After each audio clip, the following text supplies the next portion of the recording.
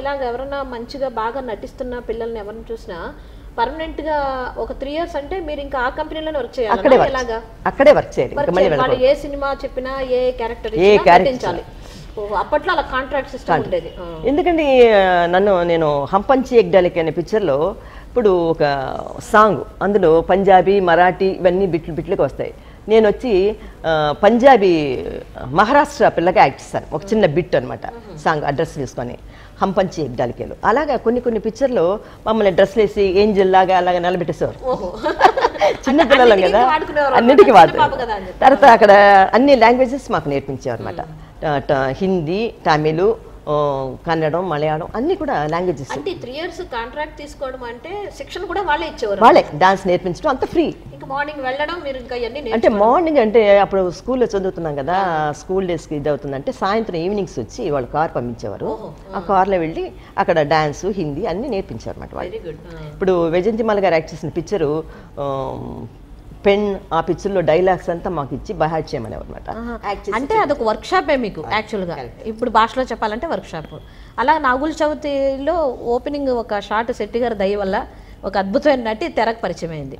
ఆ తర్వాత నెక్స్ట్ మూవీకి ఎలా వెళ్ళారు? ఈ సినిమా నెక్స్ట్ నాగయ్య గారు చెప్పాను కదా, చిత్తూరు నాగయ్య గారు వచ్చి ఆయన చూడటం, నన్ను పిలవటం, ఆ పిక్చర్లో యాక్ట్ చేయటం.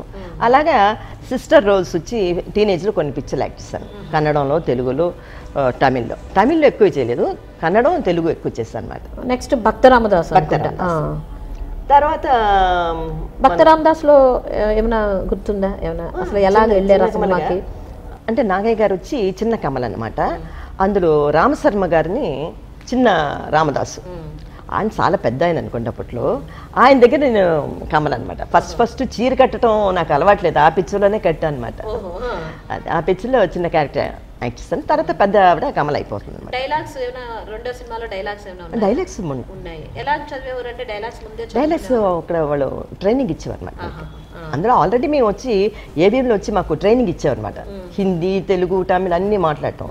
అదేలాగా ఇక్కడ కూడా డైలాగ్స్ నాగయ్య గారు ఉన్నారు కదా, రాసిస్తే అంటే ముందు రోజు మీకు డైలాగ్స్ ఇచ్చి చదవమనేవారా ఎలాగా?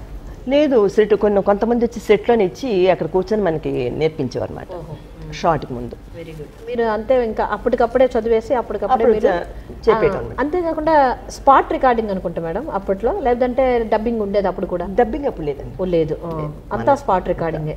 ఏ మాత్రం చిన్న తేడా వచ్చినా మళ్ళీ కట్ చేసి మళ్ళీ, అప్పుడంతా రీల్స్ కదా, ఎక్కువ రీల్స్ తినేస్తే కొత్త వాళ్ళైతే ఎక్కువ టేకులు తింటే రీలు ఇదవుతుంది కదా, వేస్ట్ అవుతుంది, ఫిలిం వేస్ట్ అయిపోతుంది.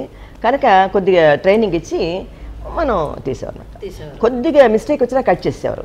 అప్పట్లో మైకులు పైన ఉండేవి, చాలా కొద్దిగా గట్టిగా మాట్లాడాలి, ఎందుకంటే ఆ పైన వాయిస్ కొద్దిగా చిన్నపిల్లలు కదా రికార్డ్ అవ్వాలి, అలా జరిగేది అనమాట. ఆ తర్వాత నెక్స్ట్ థర్డ్ మూవీకి ఎలా వచ్చారు?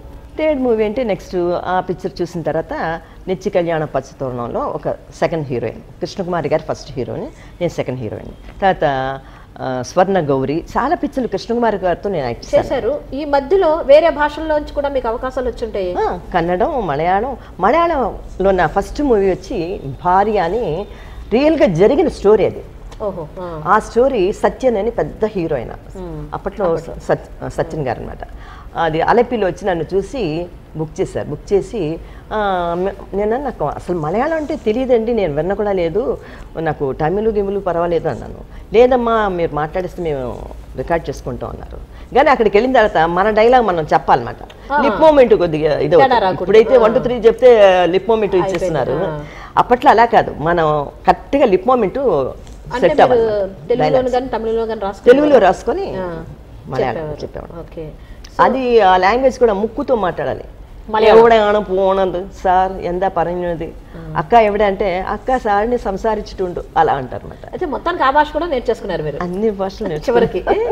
నా హృదయంలో నిదురించే చెలి కలలలోనే కవ్వించే సఖి మయూరివై వయారివై నేడే నటన మాడి నీవే నన్ను దోచినావే నా హృదయంలో నిదురించే చెలి. Wonderful wonderful. సీజనే మారి ప్రాధేయపడి అడిగిన పాడేవాడివి ఇవాళ మహా జోరుగా హుషారుగా పాడిస్తున్నావే. మబ్బుల్ని చూసి మయూరాలు, చంద్రుడిని చూసి హఠాత్తుగా హఠాత్తుగా డాక్టర్లు కవులైపోయారే. మనసు స్పందిస్తే మాట పాటవుతుంది సరళ. ఇంతకీ మీ నిద్ర మేల్కొల్పి హృదయంలో నిద్రించి మాటను పాటగా మార్చిన ఆ చెలి స్వప్న సుందరి కాదు కదా? ఏమో నీకు తెలియకుండానే ఆ అందాల చెల్లిని సంపాదించావా? ఏం చెప్పను సరళ. ఇన్నాళ్ళు నా పరిశోధనలు ఆలోచనలన్నీ రోగులు రోగాల్ని గురించి ఉండేవి. మనిషి అంటే కేవలం అస్థిపంజరమని, రక్తమాంసాల ముద్దని మాత్రమే అనుకునేవాడిని. కానీ ఆ మానవాకృతిలోని మహా సౌందర్యం, మధురానుభూతి ఏమిటి ఉన్నాయని ఇప్పుడిప్పుడే నాకు అర్థమవుతుంది. అవునవును, తెలుస్తూనే ఉంది. ముందొచ్చిన చెవుల కన్నా వెనకొచ్చిన కొమ్ములు వాడన్నట్టు కళ్ళ ముందున్న వాళ్ళు గాలి కొట్టుకుపోయారు. ఇవాళట హృదయంలో నిద్రించిందట, కవ్వించిందట. ఎవరితో ఆ చెలి? సరళ, ఏ తప్ప? తప్పప్పులు నీకు తెలిస్తే కదా. ఇక నీ దగ్గర నేర్చుకుంటాను.